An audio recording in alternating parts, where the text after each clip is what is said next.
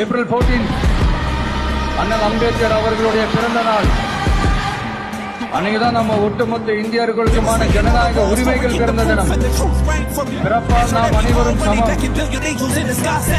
நீ எந்த சாதியில பிறந்திருந்தாலும் எந்த மதத்தை பின்பற்றினாலும் சட்டத்தின் முன் நாம் அனைவரும் சமம் அப்படிங்கிற ஒரு உயரிய கோட்பாட்டை உறுதி செய்யும் நம் நாட்டின் அரசியல் சாசன சட்டத்தை வழங்கி நம்ம நாட்டில் இருக்கிற எல்லாத்தையுமே ஒரு பெருமை தேடி தந்தவர். போக நெஞ்சு புண்ணா கிடந்தேன், ஒப்பாக போக பாத வழி மண்ணா கிடந்தேன்.